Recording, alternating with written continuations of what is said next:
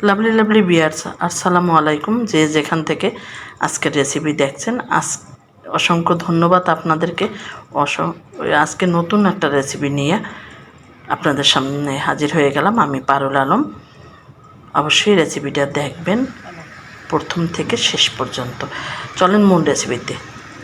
এখন বানানা মানে আমাদের কলা যেটারে বলি, কলা দিয়ে আমি কি রেসিপি করতেছি সেটা একটু দেখেন। কলাটা একটু মিক্স করে নিলাম।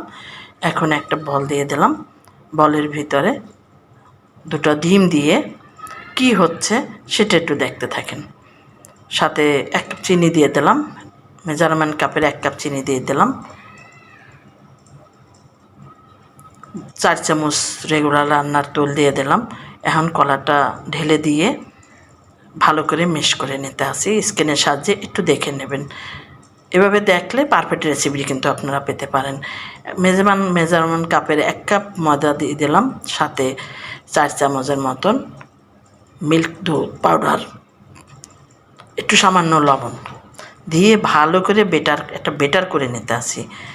এভাবে বেটারটা একটা হুইসেল দিয়ে করে নেবেন। ব্লেন্ডারও করতে পারেন, কিন্তু আমি এভাবে করে নিয়েছি। এখন আমি 1 ঘন্টার জন্য রেস্টে দেব। এটা একটু রেস্টে দিলে ভালো হয়। 1 ঘন্টার পরে ফিরে আসলাম। এখন কি এভিডেন্স ব্যবহার করি আবারও সেটা একটু দেখেন। এই যে 1 টেবিল চামচ কিন্তু আমি বেকিং পাউডার আর 1 চিমটি বেকিং সোডা দিয়ে ভালো করে মিশিয়ে নিলাম। এই সময় দেবেন, কিন্তু আগে দেবেন না কেউ। সামান্য একটু পানি দিয়ে দিলাম। এখানে তরল দুধও ব্যবহার করতে পারেন একটু ব্যাটারটা একটু পাতলা করার জন্য। এখন 1 বড় চামচের 1 চামচ ঘি দিয়ে ভালো করে মিশিয়ে নিয়েছি। এখানে একটা প্যানের ভিতরে তেল দিয়ে আর পেপার, ঘরের মধ্যে যা থাকবে তাই দিয়ে আপনারা এটা করে নিতে পারেন। পেপার দিয়ে কিন্তু আমি একটা প্যানের ভিতরে ঢেলে দিলাম আমার ব্যাটারটা। এখন হয়তো অনেকেই বুঝতে পারছেন কি হচ্ছে। Pancake, banana pancake, pastry banana pancake. দেখেন, একটু দেখতে থাকেন। আমার কিন্তু কেকটা হয়ে গেছে। আমি মাত্র 10 মিনিট, একদম লো আছে 10 মিনিট কিন্তু আমি চুলায় বেক করছি।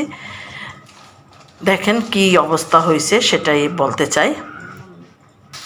10 মিনিট না, সরি 15 মিনিট রাখছিলাম।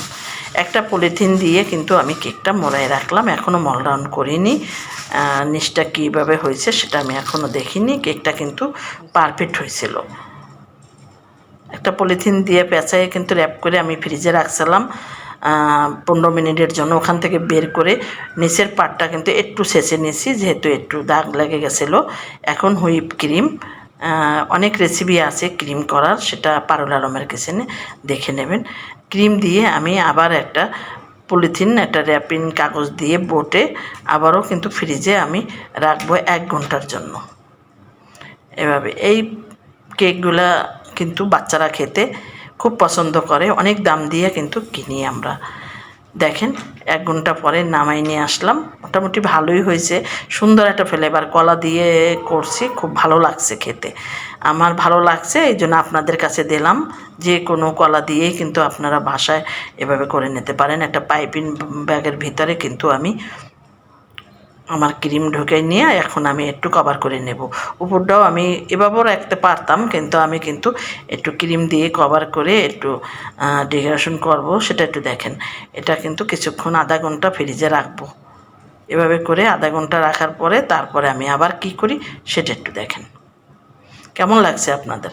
ভালো লাগলে অবশ্যই পারুল আলমের কিচেন ইউটিউব চ্যানেল, ফেসবুক পেজটা অবশ্যই ফলো এবং লাইক, কমেন্ট, শেয়ার কিন্তু অবশ্যই করে দেবেন। তাহলে ভালো রেসিপি আপনাদের কাছে যে কোনো সময় আপনারা রেসিপি ছাড়ার আগে কিন্তু আপনাদের কাছে পৌঁছে যাবে। এভাবে কভার করে নিলাম, নিয়ে আধা ঘন্টার মতন রেখে দিলাম। আপনাদের একটা শেয়ার যে আমার কত উপকৃত হই আমি, সেটা আপনারা বুঝবেন না। আমি আশা করি আপনারা আমার রেসিপিটা শেয়ার করবেন। আর আপনারা শেয়ার করলেই আমি অনেক দূর আগায় যেতে পারবো। এখন কিন্তু হোয়াইট চকলেট দিয়ে কিন্তু পুরাটা কভার করে নিতে আসি। দেখতেছেন একদম আমরা বেকারিতে যেভাবে করে আমি কিন্তু চেষ্টা করছি আমি অত ভালো কেক বানাইতে পারি না, তারপরও চেষ্টা করছি আপনারা বাসায় যেন সবাই বানিয়ে খেতে পারেন, বা এভাবে ডেকোরেশন করলে এভাবে সুন্দর হয়। কয়টা চেরি দিয়ে কিন্তু ডেকোরেশন করে দিতে আছে। এটা কিন্তু একটা আর্ট, আপনি যেভাবে ইচ্ছা আপনি সেভাবেই করতে পারেন। কিন্তু আমি আমার মতন করে দেখাই দিলাম, কেমন হয়েছে কমেন্টসে জানাবেন অবশ্যই। এই যে একদম রেডি কেক, খালি এখন কেটে খাইলেই হয়। চমৎকার ছিল আমার এই কেকের রেসিপি।